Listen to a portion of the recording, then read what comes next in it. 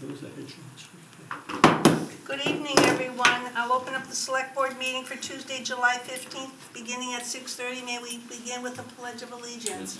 I pledge allegiance to the flag of the United States of America and to the republic for which it stands, one nation, under God, indivisible, with liberty and justice for all. Just so the board members know, I was told this morning that Mike Domi, who used to live in Ware, who was very active in the Scouts, as well as the Legion and a bunch of other military branches, passed away. So if we could have just a moment of silence, I'd appreciate it.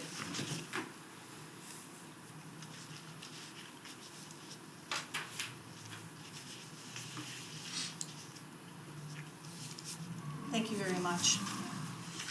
The only announcements I have are the July 26th Saturday, which is next Saturday, the celebration. It's an ADA, American Disabilities event, 10 o'clock in the morning till 3 o'clock, the Ware Senior Center. There'll be vendors, speakers, and lots of different activities and displays.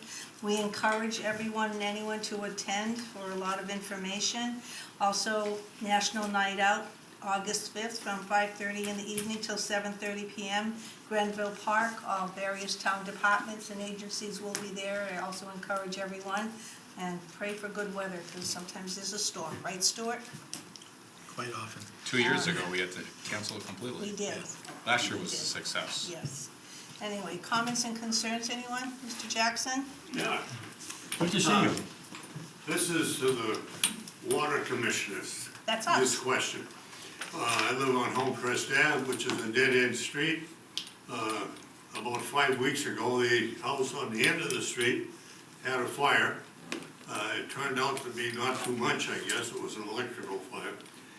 And there's a hydrant almost across from their house. Now, that hydrant has been out of service for at least 8 years. I want to know, when are they going to fix that hydrant? Now, I talked to Stuart about 2 months ago, and I guess he tried to do what he could. But be as it may, that hydrant is still out of service. Now, if that had turned into a bad fire in that house, they would have been looking for water. Otherwise, they would have had to run hoses for a couple hundred feet down the street. And another thing is, when they flush those hydrants, they flush the one that's working. Now, that 200 feet of pipe, from there up to the end of it, where they should be flushing, and they always used to, I'll bet you that thing is half full of sludge. So when they shut the water down, that sludge runs back into the system, and anybody on that street will tell you, the water turns orange. Why can't they fix that hydrant? So I have a question for you, first of all. When they have been flushing, to your knowledge, you said the hydrant isn't working. Have they attempted to do a flushing of that, or you're not aware of it? They what? Have they attempted to do a flushing of that hydrant? No, it don't, it's dead. Well, I know, but I didn't know if that's why it was shut down, or whether it was because, okay, It should be fixed. okay. Is there something wrong with the Now, I gate? see at the top of the hill where there is another hydrant that somebody backed into, and it's tilted a little bit. Apparently, they're gonna fix that. So, that's my question. Well, let's do it respond, because he Well, sounds like he's aware of I it. don't know if that one is on the list of the hydrants that are getting Being repaired. replaced. But there are other hydrants that the department is repairing, including the one on Gould Road. So I'll find out which list it's on. Mr. Now, Buckley? my other question is this. The board, from what I read, has turned the trust fund over from the Mary Lane Hospital to the Bandits in Springfield for seed money. Oh, they'll use that seed money, all right. That money should have stayed within the town control some way. It's our money. It was donated at different times by all the communities around us too. That trust fund should remain ours, not the Bandits in Springfield. They stole that hospital right out from under us. They never intended to keep that hospital open. They were gonna write that thing off as a cost, and that's what they did. Now, I don't know if any of you have ever been in the hospital in Springfield, the main entrance, it looks like you're walking into a five-star hotel. First, you gotta go to the registration, then you gotta go up to the assignment desk. It's not a simple thing. And the money that they spent in that lobby, I'm gonna tell you, I worked on construction all my life, and I'll bet you that that whole setup there cost around $1 million. That's frivolous money, and that's what they're gonna use your trust money for. Is this a done deal with the trust fund? The selectmen voted, as you are well aware, to support Bay State retaining the trust funds and to use that money to establish an urgent or convenient care unit. Do you trust those people after what they have done to you? Yes, I do. Oh, jeez, you're gullible. That's all I can say. I'm alive because of Bay State. Yeah. Thank you. Bay State. They'll steal that money and they'll use it for any of their purposes at the big place, not for you. We're supposed to get an accounting on Thursday when Stuart, myself, and several other individuals, including Dr. Trace, meet with them.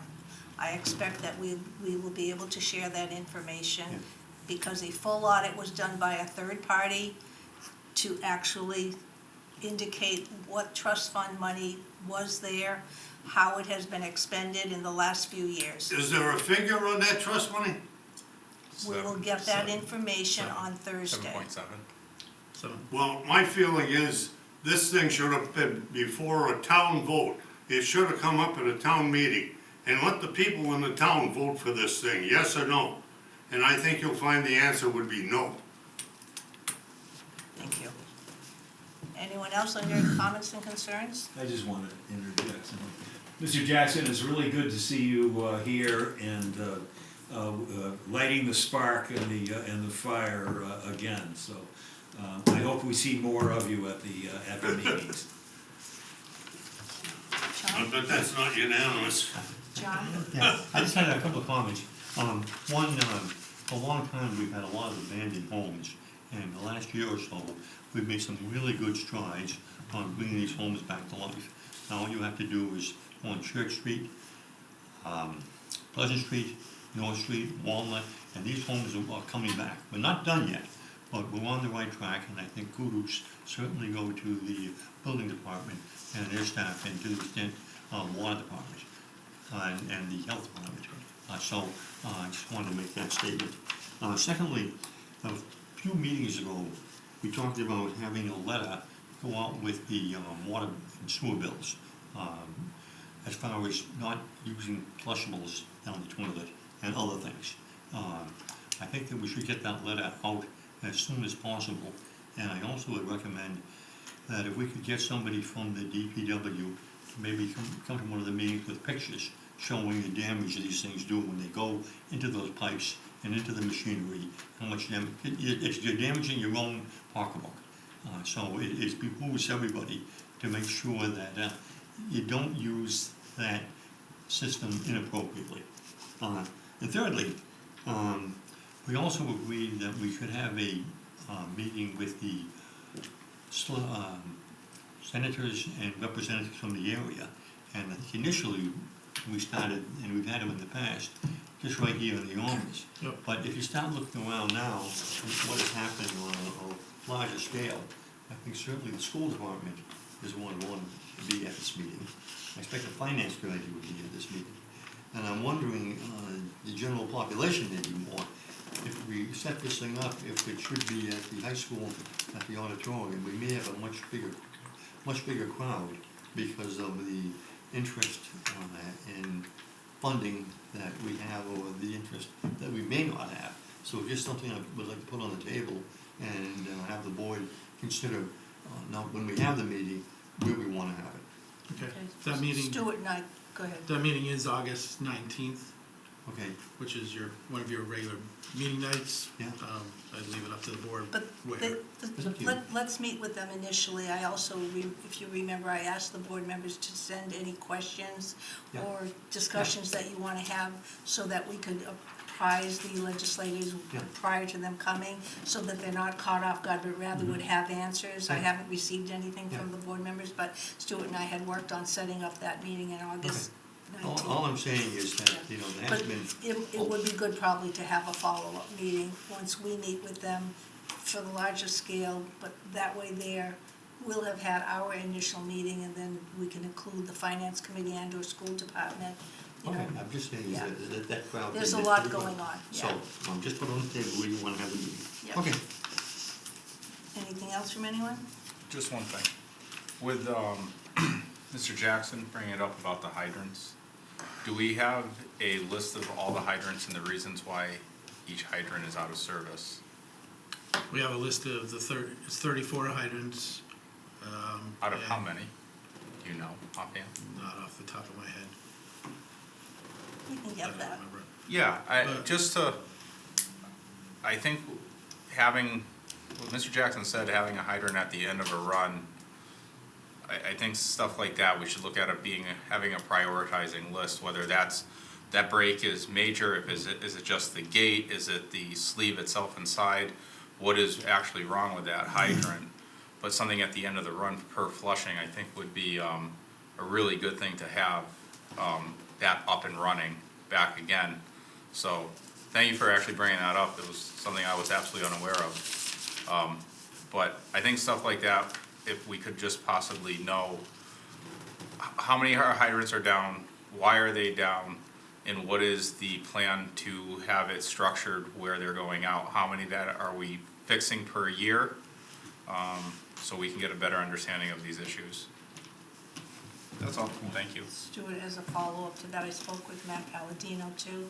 He's in agreement that we should be having a water asset infrastructure meeting probably latter part of July, and I said maybe the first part of August would be the appropriate time to get a status update on where we are with some of the things that were voted in, and also status update from either Wright Pierce or tie-in bond, so that might tie in well into some of the things that Josh just mentioned. Great. Okay. If we have it on a Tuesday, we can have Mr. Calder attend. Yeah, and I think he would, you know, Matt thought that would be a good idea. Okay, all right, thank you. All right, we have nothing under the consent agenda, but under appointments for 3-year terms that would expire on June 30th, 2028. You have a request from Donald Desjardins to be appointed to the Zoning Board of Appeals, and Kenneth Higney to be appointed to the Capital Planning Committee. And I know, Stuart, you said that committee is gonna start working soon, so. Yep, typically start in August. So I'll make a motion for the appointments of Mr. Desjardins to the Zoning Board of Appeals and Mr. Higney to Capital Planning. Do we have a second? Second. Jack Cassio seconded. All in favor? Aye. Thank you for their interest in serving. And then we had a scheduled hearing for 6:50. I'm gonna read the hearing notice, but it has been requested by the applicant to cancel. So in accordance with the provisions of section 22, chapter 166 of the Mass General Laws, you are hereby notified that a joint public hearing will be held at the Town Hall, 126 Main Street at 6:50 PM on the petition of I'm not gonna read the petition number 4, joint polls on Old Belchertown Road, and one additional pole, I guess, south SO pole, and wiring along and under and across one or more public ways to town aware. National Grid did get in touch with Nicole and asked that they not move forward with this hearing. Nicole, the abutters had already received their postcards too, right? So we just need to approve the fact that this is being canceled, because this had already gone out to legal notice, so they'll be absorbing the cost of this. So can I have a motion to accept the request for cancellation, please? I'll make a motion to accept the cancellation of the request for the National Grid joint poll hearing as they put. Do I have a second? Second. Jack, seconded, all in favor? Aye. Aye.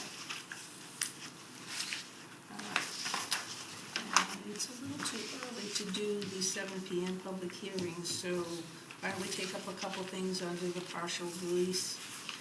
Nicole, did you hear from anybody from Tractor Supply as to whether or not they're gonna Zoom in? Because I did give him the link, but No, I don't know who that is, so, okay.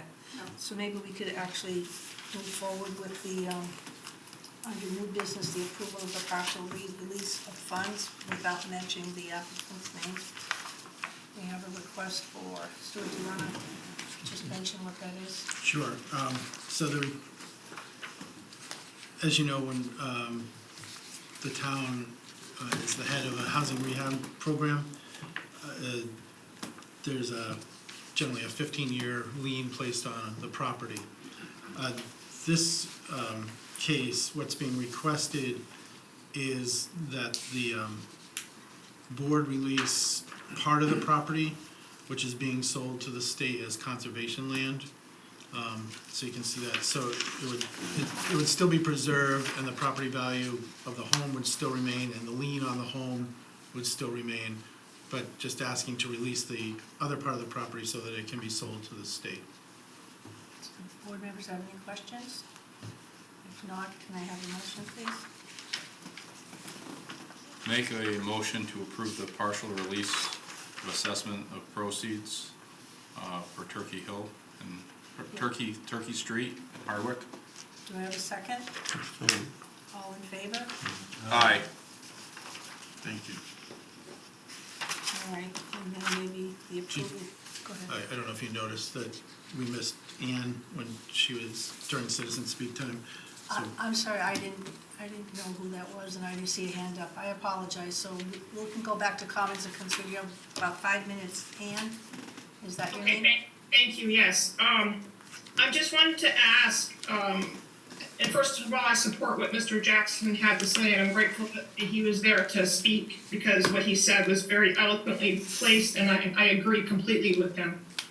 The next thing I wanted to ask about was, I'm understanding that there's a petition that has been submitted to the town regarding reversal of the vote supporting Bank of America and Bay State continuing to manage the funds, the trust funds. I'm just curious to know if you folks have received that. No, I'm not aware of it. no, and it was discussed at the last meeting when you reviewed the whole.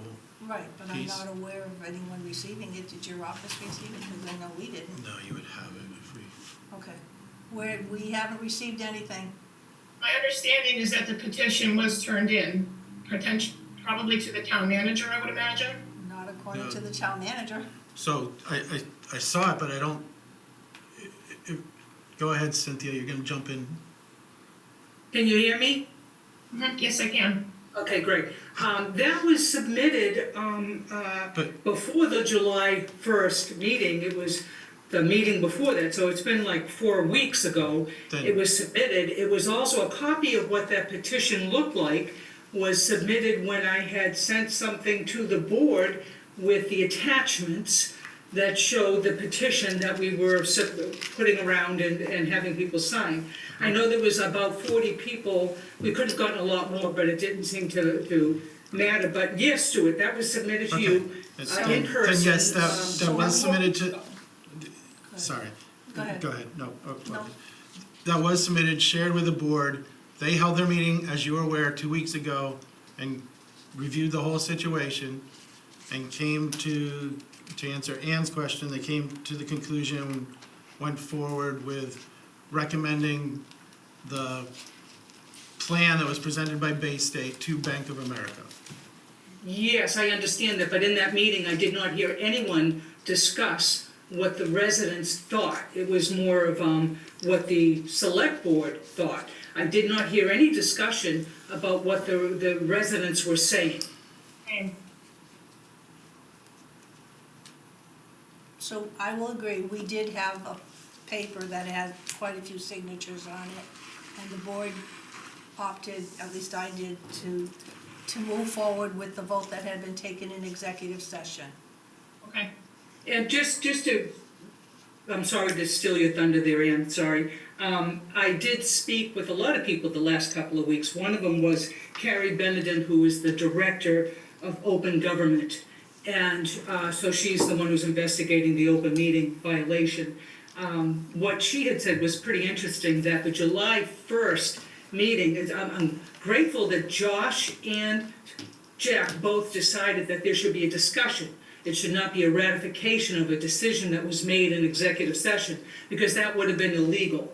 So it was good to, so that was one of the things that I had discussed with her, and that also it appears that Pat Davidson should have been in the July 1st meeting, and that Bay State should not have been invited. But that's all to be decided. So it takes about 3 to 6 months before that is, a determination is made. And there were at least 2 very inaccurate statements that were made in the July 1st meeting. One of them was where a chairperson had stated that the person that made the decision that the community foundation should be receiving, would be supported for the funds, that person did not have the right to make that decision. That was very inaccurate. That was Jennifer Locke. I met her, Jack Cassio actually met her last May when we had a petition with the courts. Ryan Barry was there also. She is very much the Bank of America attorney. So that was a valid decision. I spoke with Emily Gibralt about last week. Also in that petition hearing last May, Ryan Barry was there. He received documents in that petition that showed information about the missing $10 million. So in the last July 1st meeting, when he stated he could not recall anything about that, he did receive documents then. He also received documents in April. He also received documents on September 11th of 2024. So he was very much made aware. It was also discussed in the meetings. So I don't know why he's saying that he doesn't recall anything. So there's 2 very inaccurate statements that are really misleading the situation.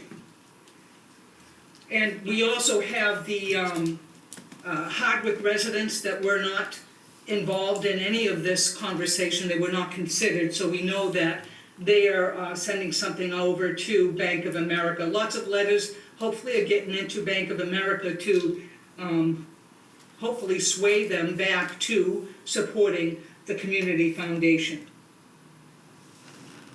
I guess that's all I have to say. Thank you. Ann, did you The have last anything piece else? the last piece I had, I'd like to know if a representative from Friends of Mary Lane can attend that accounting meeting you mentioned on Thursday, or if someone's already doing that. No. I don't know that, I don't know what you mean that someone's already doing that, but Mrs. Talbot, I, and Dr. Trace will be there. Representative Smola cannot be there. Okay, so someone from Friends of Mary Lane is not scheduled to be there now, and that is not something that would be allowable at this point in time. It's Bay State's meeting. Okay, fair enough, thank you. Thank you for the time, Madam Moderator. Thank you. Thank you. Thank you. All right, so why don't we approve the warrant for the special town election? Should take a couple minutes. The warrant for the special town election, the board had voted previously to set the date as Tuesday, August 12th, and to set the polling hours to be from 10 in the morning until 8 o'clock at night, so you just have to approve who to be choosing by ballot 1 select board member for an unexpired term of 2 years. Move to approve the warrant. I'll make a motion to approve the warrant for the special town election on August 12th, 2025. Do you have a second? All in favor? Aye. All right. Stuart, do you want to go over your town manager report? Maybe take 5 minutes and then we can do the public hearing, because I know that also the presentation of the hazard mitigation plan can take a little bit longer. Certainly. Work has begun on the restoration of the fire escape from the Grand Hall to the exit here. It has been sanded and scraped, and the next part will be restoration of the joints and bolts and then painting. My report says July 14th for the street light repairs. It is July 22nd now. There are approximately a dozen, plus or minus, lights to be repaired and a few to be added on town streets. The repairs, as the board knows, there's cracks at the senior center in the walls the plan is to install some columns under the senior center and then fix the cracks. That is out to bid. We had 4 contractors attend the pre-bid meeting last week, so hopefully to get multiple bids. Just an update on Mary Lane, the demolition permits have been issued. So in terms of timing, I have heard from building department, abatement work will be continued and completed, and likely in mid-August that the demolition of the buildings other than the Weatherby building will begin in mid-August. I did make this point. So the governor finalized the budget last week after the House and Senate conference committees. Due to some completely due to school choice costs, her budget is about $100,000 different than the House, the Senate, and the conference committee. And that will be a difference that will need to close that gap at fall town meeting. So I did write to MMA to, I understand the cost of school choice is the cost of school choice, but the post-June 30th, post-town meeting, giving of that number So do you have affects any us. idea how much we are losing on school choice? I don't know about the word losing, but Well, it costs I'm not about kidding. 1.4 million. So it's gone up a little bit. It has. Last year was 1.2. Yeah. It's about, in pieces and total students, it's about 160 to 170 students. Stuart, do you know how that compares to other towns? Are they going through the same? So I did check a few around us. Some are in regional schools, but for example, Palmer is also affected the same way, down about 100,000. On the other hand, Belchertown, which receives more school choice than sends out, they were up about 400,000. So Somebody wins. pluses and minuses across the state, yes. Thank you. We covered the capital planning. The crosswalk signs for Pine and Cherry are ordered and on the way. Same with the 2-hour parking signs for Pine Street, across from the Ware River Club. Did want to make the board aware of this. This is a sort of a long-term problem. There's a pipe leaking service line on Mirabile Drive property. It's on private property and it's a service line, so it's responsibility of the owner. However, it serves 5 homes, and getting everyone together to agree who's paying for it has proven difficult. So with the water department and the owner on which the break is, we're looking at getting a contractor to fix it and then billing the property owner because it's losing, I think water department said about 100,000 gallons a day. So it's turned into a major leak. Yeah, how would they know that? Oh, if How would you, they know By listening, Just by the use. my understanding is by listening to the leak. it? No, not through reading, just by looking at it? yeah, no, if you go, take a drive down there, I have customers down there, Oh, yeah. and for a while I've been wondering why the whole driveway's flooded. Oh, yeah. It's all constantly flooded. This answers my biggest question because it's always dry there. And it's as soon as you come into where know, the it is. 5 homes are, Yeah? right before that, it is, it's Yeah. constantly, and that's just started this past spring after probably about May. All right. But it's gotta be leaking Well, I wicks don't doubt down. it, It's but been I'm just saying, leaking how for a long would you time. know what it is, what it is? Oh, There's no cause reading it, I mean, they can do calculations, we do it, like in the town I work for. We calculate it out pretty quick when water's going out, because you have your set numbers, and when all of a sudden it starts dissipating. Past the streets, maybe, I don't know. All right. Stuart, can I just clarify, do each of those 5 homes, they are their sole owner of their own property?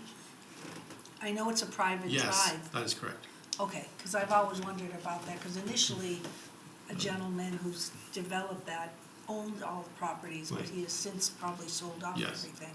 Yeah. Okay, Each has its own boundaries and tax bills and, yes. Yeah. Okay, Cause most, But the water all runs through one one meter. pipe, Okay. right. cause each individual building, there's at least two, They're- right. Two They're units. duplexes. Yep. Yeah, okay. Just one last thing, thank you to the fire chief. He pulled together and hosted a meeting of the mill owners and town departments to give an update on how to progress with the mill yard in terms of public safety and sprinkling. But it also provided an opportunity for the planning department and building department to talk about grants that we have going on in terms of surveying the properties, looking at infrastructure and working with PVPC on contamination studies. So that's progressing, and it had enough momentum that people were interested in having future meetings and to invite more of the mill owners to attend. So that went very well, and I think will help the grants coordinator, Jay, be able to coordinate future funding efforts, because ultimately, we're hoping to head toward a clear, unified infrastructure system, or at least a main through the property, so everyone knows whose property is what, and the main can be accessible by the town through easements. That's been an area of concern Yeah. for years, so. Yeah. And the redevelopment of that is, because also there's a daycare that's supposed to be going into one of the buildings, is my understanding. Yes, So where that's a the gym major is. redevelopment of one of the buildings, Yep. so. And That's because the mill owners owned everything, and they did whatever they damn well pleased, and now we've inherited it. yeah, Yeah. Anyway, and then did you want to mention about the? just that, I only put that in so you're aware that the planning board has a special permit hearing coming up on an outside exterior marijuana cultivation program, and ultimately, if that goes forward, they will have to come to the board for a host community agreement. But so this- is this an outdoor grow Yeah. facility? Yes, Whereabouts? Greenwich Plains Road, Okay. Sorry? right? Greenwich Plains Road? Correct. Anyway, and then about the community garden? Oh, I forgot my attachment. Just, there's a committee under Healthy Quabog that's been working on community gardens. They're starting small, but would love people's input. They're looking to start their first community gardens over where the new food pantry by Trinity Church is located, on Pleasant Street. But, if there's enough interest, can look around the community for other locations for community gardens. All right, so it's now 7:05. I don't And see one more. anybody. Hey, you guys look at on the national opioid? Was that an amendment, or was that something different? At your next meeting, we will need an executive session on that topic. It's part of the national settlement. Yeah. All right, so we have a hearing that was scheduled for 7 o'clock this evening. I don't see anybody logging on from Tractor Supply, and I'm not sure if their representative is here, but we have a public hearing notice. The Select Board will conduct a public hearing on Tuesday, July 15th at 7 p.m. in the Selectmen's Meeting Room at 126 Main Street to hear an application from Tractor Supply for a new flammables and combustible liquids, flammable gases, and solids license by installing two 1,000-gallon tanks for heating and one 1,000-gallon tank for the LPG dispenser for resale purposes and two 8-gallon cylinders for forklift use. All will be above-ground storage tanks located at 256 West Street, Ware, Assessors Parcel ID 10-0-129. Copies of the petition are available in the office of the Select Board during normal business hours. All interested parties are attended. So I gave you all a map. You have the application in front of you. Essentially, what the notice I read clearly indicates that they need to heat their building. They need to have little a storage of petroleum or flammables so that they can dispense in those tanks. And then they also have a forklift that they'll want to use on their property that needs to have fuel to run it. So they're asking for a total to be stored of 3,016 gallons. Everything would be above ground outside the facility, and the map that I gave you shows it to be at the very rear of the property. Anna Marks, our building commissioner, actually printed out a much more definitive diagram for the which is right here.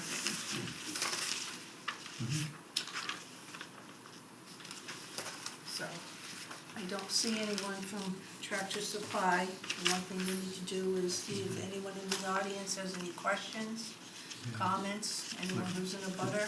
Go ahead. Well, just the comment is that this was approved by the fire chief on 6/18/25, and that's part of the package. Right, thank you. Any comments from anyone? Tractor Supply, I don't see anyone that I recognize as being here. I've been working with the individual who first submitted the information, and then I turned everything over to Nicole.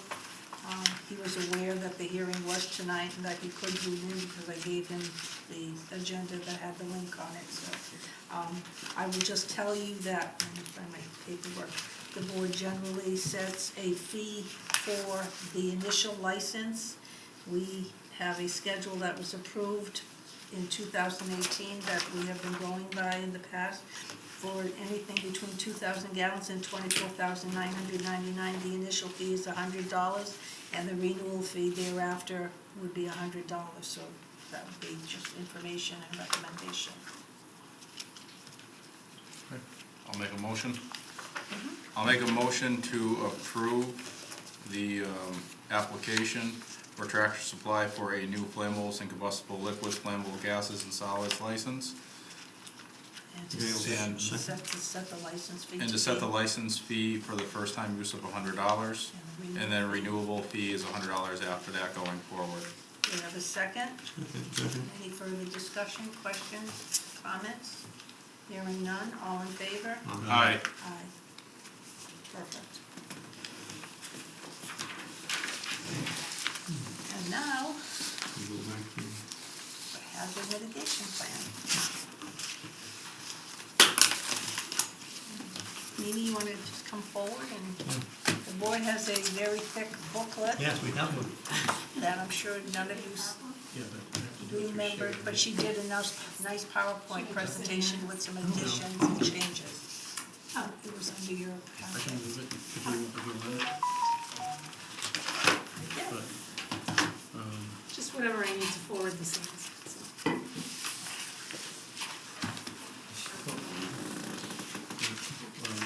So we're not gonna reference this one at all, Mimi, right? Just if you do, because I know there's page number, please just note on the page. Thank you for picking up your. Yeah, I mean, no, I'm not gonna be referencing any page numbers from the plan. But thank you for putting page numbers on, it's so much easier to put forward through the booklet when there are page numbers. Yes. This is Mimi Kaplan, she's from the Pioneer Valley Planning Commission, and she plans on giving our presentation tonight with regard to the hazard mitigation report. All right. Thank you. Good evening.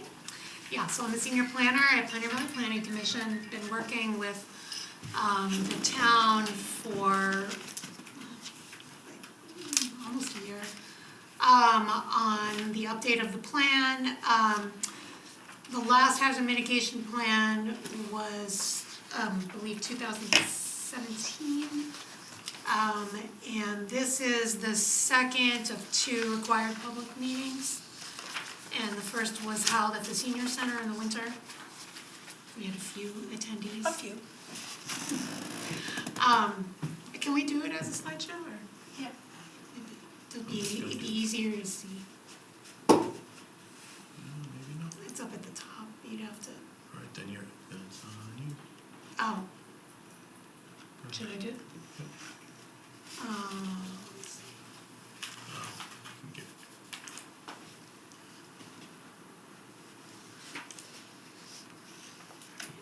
Should work. Yep. All right, so first I wanted to say thank you to the committee, which is everybody you see here, for coming to all of the meetings, reviewing the plan, providing information, and moving the process forward. So FEMA defines hazard mitigation as any sustained action taken to reduce or eliminate long-term risk to people and property from natural hazards.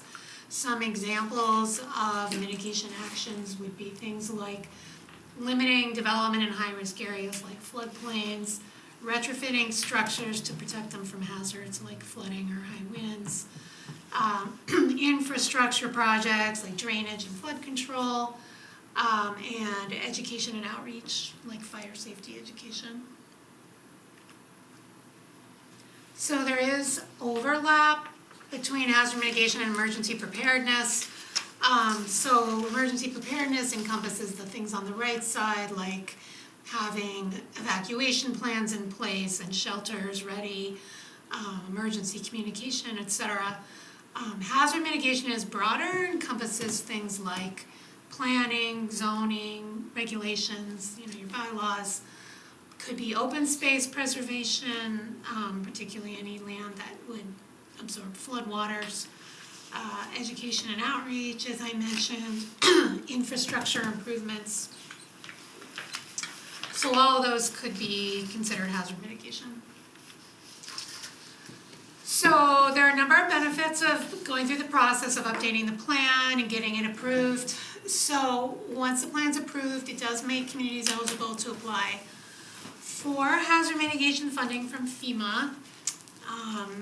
Currently, there's less of that available because the main grant, the BRIC grant, which is building resilience for infrastructure and communities, I believe the administration wants to do away with that. I'm not sure if that's like 100% done or not. There are still hazard mitigation grants that are available if a disaster is declared. They're also saying they want to have a higher bar for those. So it has to be a larger disaster in order to qualify and in order to be able to apply for those grants. But we'll see what happens. It's kind of it's like kind of changing day to day. So hopefully once the town has this approved plan, then there'll be a chance to apply for funding from FEMA. Well, the plans can always be modified anyway based upon need and changes, correct? Yeah, they have to be updated every 5 years. Right, but if you needed to update it because of circumstances within a couple of years, you can. You could. I don't think towns usually update them in between the 5-year, just because it's a lot of effort and work to do it. I'm just saying that it's not clear right now what funding is available from FEMA. I guess that's the main point I'm trying to make. But I think there will be funding, most likely over time, and we'll see what happens. Okay. But I think it's still good to have the approved plan for various reasons. So some of the other reasons are by doing this process and writing the plan, the town identifies cost-effective actions to take to reduce risk. And also some of those actions, the funding isn't just from FEMA, so it helps identify things that maybe the town can apply to the MVP program for funding, or to Mass DEP, or other agencies, for example. Okay. Is this a federal program or? Yeah, so FEMA, which is Federal Emergency Management Administration, they funded the plan, the development of the plan. That's also one of their grant programs, is to provide money to do these plans. So the connection would be directly from the federal government to the town or the city, as opposed to via the state? Well, it does I believe what happens is FEMA gives the money to MEMA. MEMA then gives it to the town. So, like the contract that the town has for this plan is with MEMA. The reports go to MEMA. MEMA being Massachusetts? Sorry, Massachusetts Emergency Management Agency or Administration. There is communication with FEMA, and the plan does get reviewed by MEMA and then by FEMA. There are people at FEMA that review it. Yeah. Okay, Yeah. thank you. So that's how it works. So mitigation helps communities prevent future losses and save money on disasters. The estimate is that every dollar spent on mitigation can save $6 on future disaster losses. It'll make Ware more resilient. to natural hazards and the impacts of climate change. Increases awareness of hazards and risks among residents, and could save lives in the case of, a serious disaster. So these are the 5 main components of the plan. So the committee identified the hazards that impact where, described them, identified and mapped critical infrastructure. The map is a piece of the plan, and it'll be at the back of the plan in the appendix. And there, I believe it's chapter 4, is a list of all the critical facilities in town, as well as any populations, vulnerable populations, things to protect, as well as the critical facilities. So the committee did the risk assessment, so assessing how the hazards would impact buildings, property, and residents, especially vulnerable populations. Assess the town's mitigation capabilities, so what the town has in place currently to mitigate hazards, such as financial resources, administrative resources, outreach capabilities, those kinds of things. And then reviewing the previous mitigation strategies, assess what was done, what wasn't done, what should be carried over to the new plan, and then identifying new mitigation strategies. I just need a sip of water. So the steps of the plan were, I actually think we had 6 committee meetings. So, and then we had the first public meeting in the winter, as I mentioned. We completed the draft plan at PVPC. This is the second public meeting. I will submit the plan to MEMA once it's completely revised and finalized. They will review it. They may ask for a few revisions. It's usually small. It doesn't take a lot of time. So I'll make those revisions and then submit it again. It goes to FEMA, same process. And FEMA will approve the plan, and then at that point the select board needs to adopt it, and then it'll be an approved plan for the next 5 years. This was the hazard risk analysis. So the committee went through and looked at all of the hazards listed in the second column from the left, and each one of those is listed with its association with a climate change interaction, such as changes in precipitation, increased temperatures, extreme weather, and then earthquake is the only non-climate influenced hazard. So the committee assessed how big of an area the hazard would likely impact, small, medium, or large. What's the likely probability of it occurring within the next given year, essentially, not looking way out into the future, based on how often the hazards occurred before, plus how things are changing with climate, and from either very low up to very high. And in your plan, it does, and I don't know the page number, it gives the methodology that we use to do this. And then assessed the impact, the potential impact from minor, which would be just maybe minor property damage, to catastrophic, which could mean injuries and deaths. And then based on that, assign each hazard a number, from 1 being the highest risk down to 5 being the lowest. And nothing is a 1 meaning the very highest, and nothing is 5 meaning the very lowest. So the highest risk, according to the committee, would be flooding, hurricanes, and tropical storms, I think primarily because of the flooding, and high winds, and then severe thunderstorms, wind, tornadoes, microburst, also a 2. And then medium risk was dam failure, extreme temperatures, wildfires, invasive species and vector-borne diseases, severe winter storms and earthquakes, and then drought being 4, a lower risk.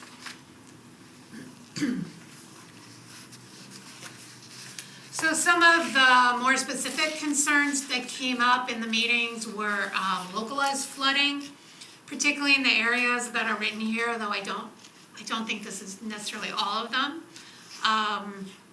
Winter storms causing icy buildup in areas, especially higher elevations or hill areas. Power outages from winter storms and high wind events, especially in more rural parts of the town. The more frequent droughts leading to an increased risk of fires, as well as low water levels in more shallow wells.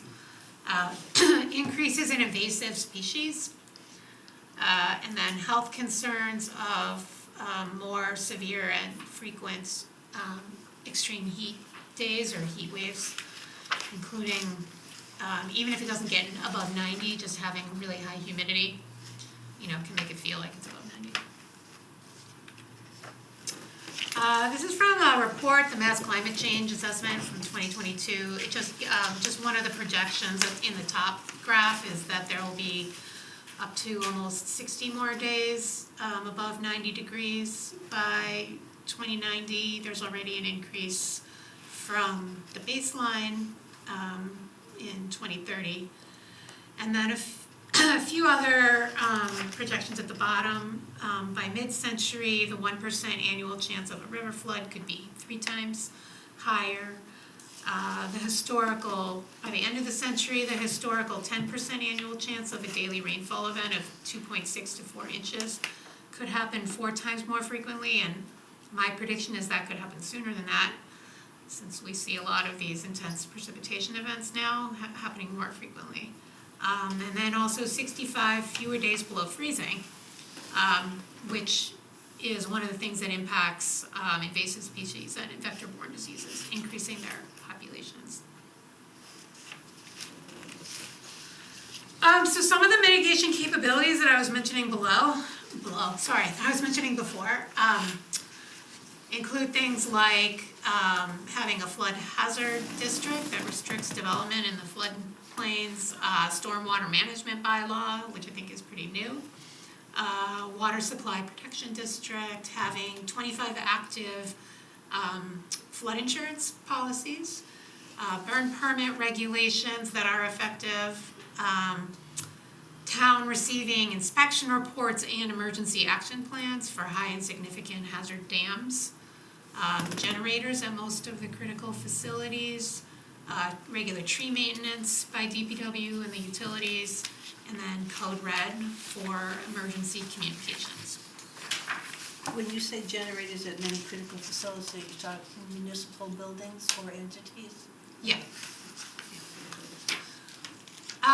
So then getting to the strategies to implement, or the action plan, a number of actions were carried over that weren't able to be done because of either lack of funding or lack of staff capacity or staff turnover.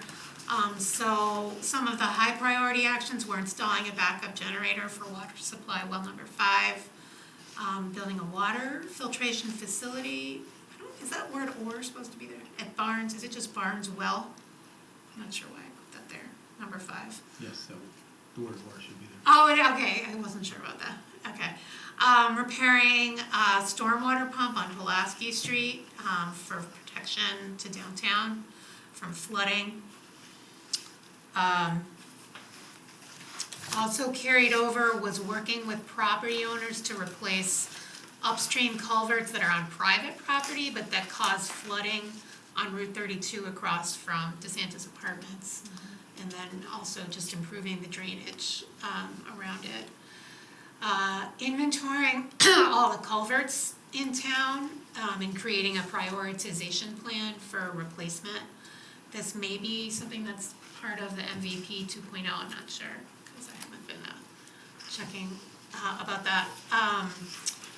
Replacing culverts on Quarry Street and Old Poor Farm Road were the 2 highest priority culvert replacements that were mentioned by the committee. Are those costs responsible from the property owners, or? You're talking about those private? Yeah, they replace culverts on Quarry and Old Poor Farm Road. Well, the culverts, Culverts are on public way. those are public, yeah, those were that's the town, Those that are would all be town public, money. okay. But I assume the private ones would not be town. I don't know, if that, But- if you have a culvert that's would be given it as an easement, it would still be under town assets, correct? As long as it's Yeah, an easement as on long it. as Yeah. it's an easement. Yeah, as long as it's an Like- easement. For But then- example, on Quarry, they're all public except for the highest one, which goes under a driveway, which is not the town's. Thank you. And two other actions that were carried over from the previous plan, conducting a dam breach analysis for the Ware Upper Dam to determine potential impacts, on downtown Ware. And then inventorying properties, developing a long-term capital plan for purchasing parcels around wellhead recharge areas.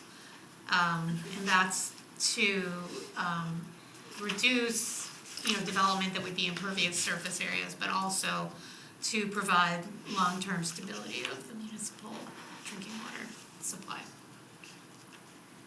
And then these were some of the new, items that that I think are not in your printed handout. Correct. I'm not sure, okay, those are not, so sorry about that. I added those after I sent that to Nicole. So developing an evacuation plan for the Windsor Dam and Goodnoe, did you say Goodnoe? Goodnoe. Dike breach, including for the mobile home park, that there had been some concern from people living there. Installing 2 dry hydrants at Beaver Lake and also exploring other options for any fires out in that area. Education and outreach about invasive plants and insects and targeting areas for treatment.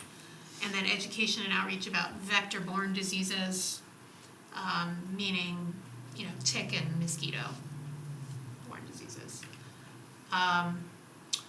Exploring the feasibility of making the senior center the designated emergency shelter for the town. Some of these are medium priority, like this one and the next one and the 2 previous ones. And then evaluating critical facilities for earthquake resistance. And that was also added because FEMA requires that you include an action for every hazard that's identified. So even if that's not the highest priority, it's included in the plan. Increasing code red enrollment through more outreach to residents, and then rebuilding the town pool or replacing it with a spray park, which is in there in terms of helping people cope with extreme heat. Of course, it's also recreation. So I think that was it. Yeah, that was it for my presentation. So for the public comment period, any comments, questions, concerns? You may have mentioned this, what is the definition of extreme heat? Well, it's considered anything over 90 degrees, but a heat wave is like 3 or more consecutive days over 90 degrees. Thank you. Yeah. I have a couple of comments. Yep. On page 42, you listed the dams in affected areas. And I think it'd be very helpful if we had a map in which identified where these dams are. I'm looking at these, some of these I have no idea where these dams are. Yeah, If you and could do that would be they helpful. are on the, I believe they are all on the hazard mitigation map. Yeah, well, some of these are hard to see. I mean, Okay. I would think that, like I said, dams are a big ticket item, so maybe having that as a separate item might be something you might want to consider. Like a map that just Yeah. shows the dams? Yeah, okay. Okay. Secondly, I was curious on we basically have a retaining wall that runs parallel to Main Street, like a levee. That was built probably about 1940, Mr. Jackson may help me on this, when that retaining wall was built. It was after the 38 flood. 56. It was after the After 55 the flood. 55 flood. No, I'm talking about the 38 flood. I know you are, but the dams were, I'm not talking about the dam. The- I'm the talking about the dike- retaining wall. right, was built in 1956. It's in the picture. It was, the retaining wall was built in 56? Yeah, it was after the 55 flood. No. I believe it was. Yeah. Anyway, I interrupting your point. believe that was built much before that. Okay, we can research. Hmm? We can Yeah, okay, research. I'm It's just in the take a future. look at that. As I said, that is a rather old retaining wall, and I'd like to know, is it in good condition? Because that does still protect the main street. Are you suggesting to add an action item to assess the Well, like just something condition that of you that say that, retaining wall? we talked about the dams, Okay. but if those dams failed, and that retaining wall isn't holding up, there Right. could be a catastrophic event on Main Street. Okay, yeah, we can add that. All right. Mr. Jackson? Can I ask a question of the young lady? Do you really think that the Ware River would ever flood the same as it did in 55? Now, after 55, Yep. they built the Barry Falls Dam. Right? They have the ability to flood water into the Quabbin. They can relieve pressure on that dam by pushing water into the Quabbin. I think the town of Ware right now is pretty well protected as far as a major flood from the Ware River. Good. Yeah, well, when they said that flooding was a high concern, that's not just talking about river flooding, that's also talking about like localized flooding, flash flooding. You know, Well, it's pretty hard to control that. yeah, but replacing culverts and having really good drainage can help. So, and less impervious surfaces too. Other questions? Come? Do you have any more comments? Walls before We're gonna research it, John, 'cause- okay. that. All right. Just a walk. Any other comments or questions? So in here, it talks about invasive species. Yeah. It says that a Mass DOT addressed the theragamites and stuff like that. What is the game plan for Japanese knotweed? Because that's far more invasive than Yeah, by a lot. That's yeah, that's a difficult one for every community. What page you want, Josh? 61. And then we also have spotted lanternfly that has reared its ugly face. While it has not been publicly acknowledged and identified here in this town, several other communities it has been. So that is also something that I know the country as in a whole has stomped the bug campaign. Yeah, That should be also be put out throughout all the communities. But like I said, especially where the invasive species of Japanese knotweed is far greater than, I mean, that's gonna take over your wetlands much faster and at a higher rate than the bergamites by a lot. yeah, that's a question for John, I think, right, conservation agent. John Purcell? Brennisell, yeah. He did attend most of our meetings and, I don't know if they actually have like a plan.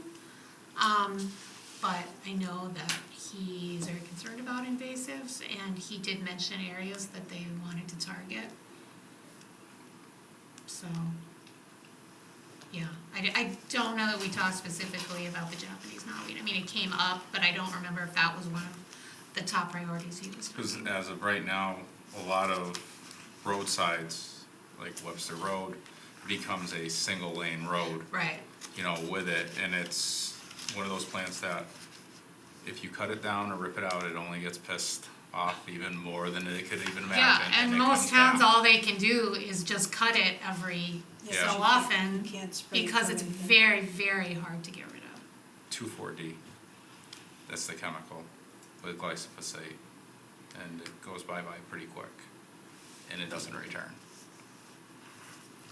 That's how you get rid of it. Are you allowed Okay, to I didn't use think it that? was that easy, to be honest. Are you I allowed do to it with do these. that? What? I do it with these. General public is not allowed That's to what do I- that. Yeah, you have to have a license, like me, Yeah. and that's what I do for the community that I work for. Oh, okay. I know, So- and it's effective. 100% effective. But do you do it multiple times? Or you do Uh, it once? The first initial setup to spray is a pretty strong amount. And then it comes down to where it, instead of called, it's controlled at that point. So your spraying and everything else has been completely, almost diminished. And it goes into an IPM program, Integrated Pest Management. Yeah. At that point, I have sprayed areas of the town where you couldn't see from one side to another, you couldn't see a human being into there, and now there are a half a dozen new shoots. Spray them, and they're dead. But it's that aggressive control of wanting to, but that's, anytime that you cut this plant down, it automatically just goes to task and doing what it's supposed to do. Right. But Yeah. that's why I only mention that is because I think Japanese knotweed should be one of the biggest things that we look at overall because of its destructive force. Should, we add that specifically I would. in that action item? Yeah. Okay. I mean, there's countries, UK and Australia, you can't even get a mortgage on a piece of property without the government's interference, and they will not allow you if you purchase the land with that on it. Wow. There's only 3, you want another fun fact from the plant nerd? There's only 3 strains of DNA in the entire country, in the entire world of that plant. Walk out into any given forest and you can have hundreds of DNAs of a maple. You have 3 strains of DNA throughout the entire world of this one plant. Shows you how strong and prolific it is. Yeah, it's a monster. So All right, I will add that. moving forward, how do you see this progressing to bring this to some kind of fruition and adoption by the board? What do you need from us? I need to just add a very small amount to the plan about the meeting tonight and then make any changes that were suggested Okay. here. I don't think there's been any other public comment that I'm aware of. And unless there's any other comments from the committee, then I'll just make those changes and then they'll send it to MEMA. And then they Does can the board- take a couple months. Does the board need to formally adopt when the changes have been made? No, so you don't adopt it until it's gone to MEMA and then gone to FEMA. In case they have Once it's questions. been approved by both those agencies, then you would adopt it. How long do you expect that to take? A few months. Okay. A few months, Okay. Okay. yeah. Just one other thing. It takes On a the, while. on the list of invasive insects, should you also be looking to add spotted lanternfly? Is that not on the list? Oh, no, never mind. I overlooked it. It Okay. is. Okay. I'm sorry. No.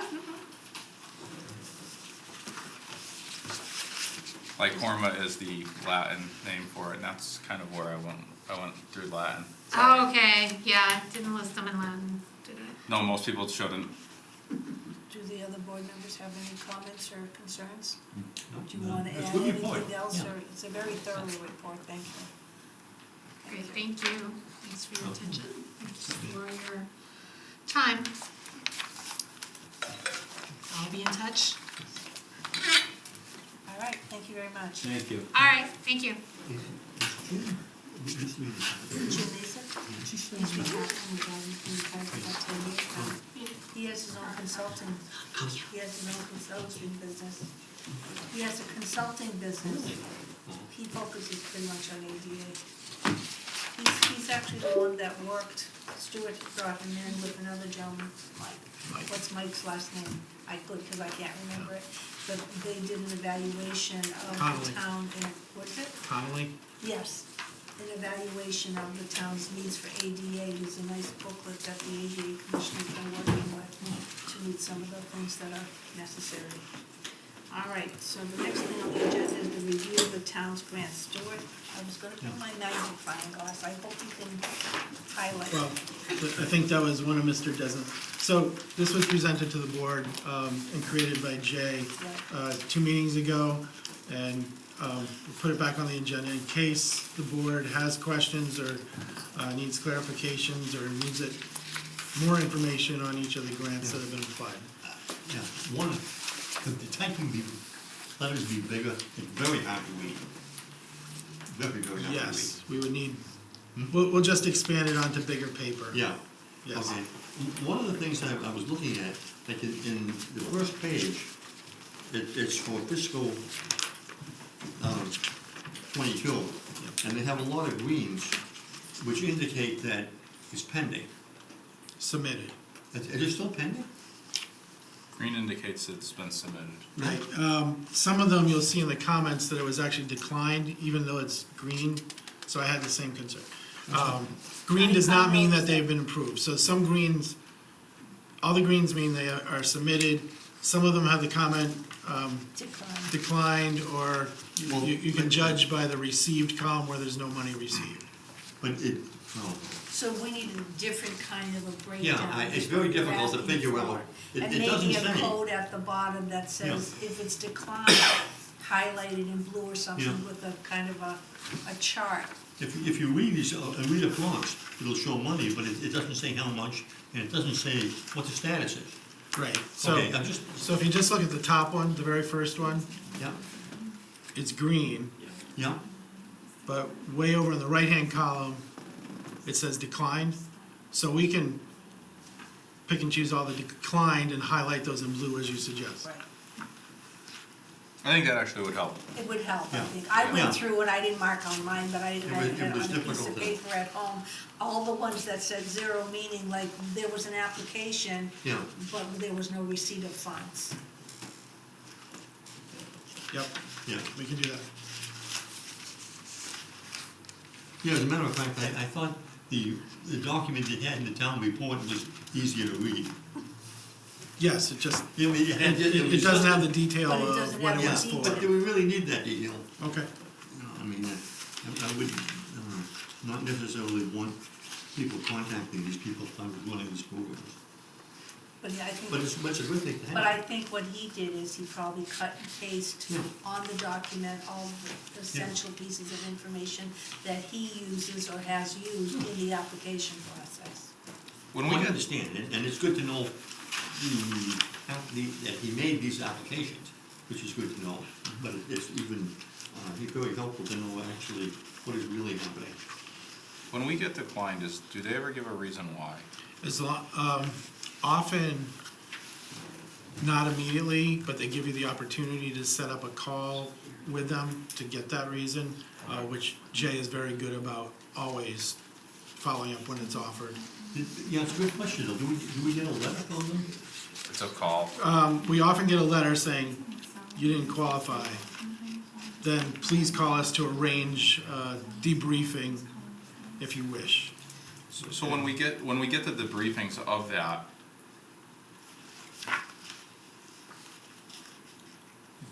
how do we go about making changes so we could be better apt to get them? Do we go ahead and, with the proper protocol, make the necessary changes? Or are some of those changes above and beyond the reach and scope of the town of Ware? Is there? No, they're almost always within our reach. Yep. So you'll see, Like, there's a raised grant in here for West Street redevelopment. Yep. And I think we've tried 3 times now. And each time get significant feedback, and those are incorporated into the next year's.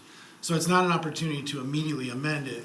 It's when the grant comes up again that Jake can Okay. put in the changes. Because I see it, just a grant, the one I was looking at, it was for Mass Trails grant. We got declined, it was for a mower, utility vehicle, 2 picnic tables, 3 benches, and a trash can. Like, stuff like that, like, I'm not asking for specifics, but like, what was wrong with the process? Or was there plenty of other hands in the pot That one. to go for it, where somebody actually had more, had more need, for whatever purpose? Is Right, that? so Are these grants based also upon need at some times? it goes into the scoring. So, Okay, Ware has a higher need than a lot of communities, and usually it's by percentile or quartile. So in some areas it'll get more points in the scoring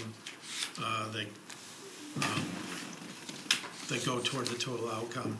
That one, I think it's like what you said, there were probably communities with trails that got prioritized over the need for our Okay. maintenance equipment. okay. I kinda figured that, but I wanted a better understanding of it. So did they give us any idea of how much money there was available, when we make these grants? Yes. Okay, so you know ahead of time where we stand, on the application process? We don't know where we stand, we know But you know basically the- how the competitive. whole Well, you know the part- money there. The entire pot of money is clearly defined, and then the criteria, and you have to see whether or not you feel that you are suitable for even making the application, am I wrong? Yes.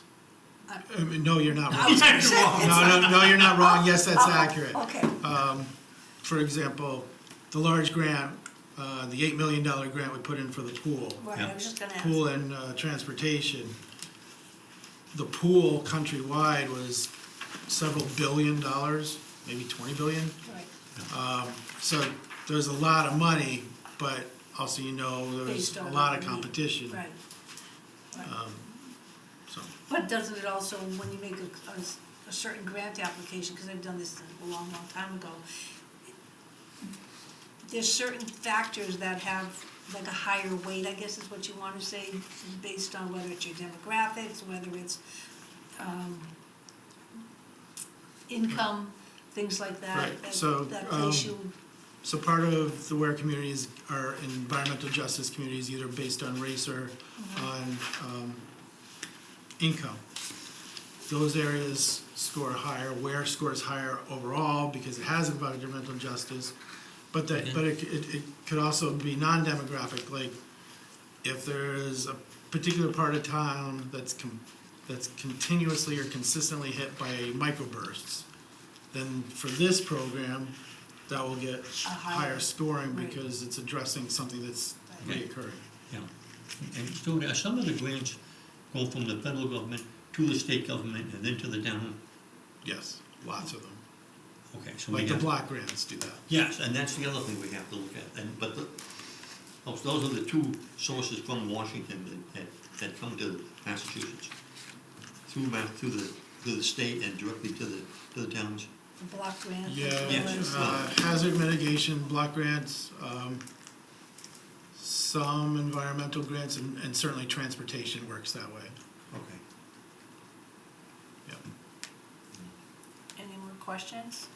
Not regarding this. We have So one before we leave. You could, huh? I have one, but not regarding this Okay, here. so how about if they take it back and ask Jay to color code, and that way they can get a new document That's that, Yeah, okay, all right. Yeah, it's a living document, so let's get that out and we can review it and. Yes, we'll make it bigger. Yeah. Josh says he has one question or comment. Just reading on social media, not that it's always to be taken as it is. However, be probably pretty mindful to check into it. Who cleans up the dog park with all of the fecal matter there? I know it's supposed to be on the owners, but from what I'm hearing, it's a mess. Oh, No we'll pun check it intended. out. The volunteers have been keeping pretty good track, but we'll. Again, Ultimately, it's the Parks Yeah. Department that has to do it. but- I only asked because I saw the complaint on the lovely Book of Face. And it's one of those things where it can be a real issue where Board of Health will get involved and other things are, and I don't wanna have that be another black eye on the town of Ware. If it's something that's simple to rectify, then let's do it. If go up there and it's fine, then completely unwarranted, I apologize for bringing it up, No, but just, well, easy to check. thank you. No, I think it's, that's, I'm glad you're bringing that up also. If you're down, behind at our place What's our place? where I live. Oh, like, Oh, Grenville. If you're down at Grenville, there are signs, asking to pick, I think there's some signs. Yep, There are. and mitts, What, I'm sorry? and And dog poop- mitts. on Poop Main mats. Street too. Yeah, and there's not, I have never been to the dog park. Well- And there are not any at the There is a dog- dispenser there. There have been times when supplies have run out, but I'll check that. Are there any signs asking people to pick up after them? Oh, absolutely. so. Yes. Okay. Oh, that, yes, there is. Yeah. That I have seen there. Again, I don't go there. I have been by the area. I have seen the signs. I know that there were doggy doo-doo bags. Yeah. To-go bags, I guess.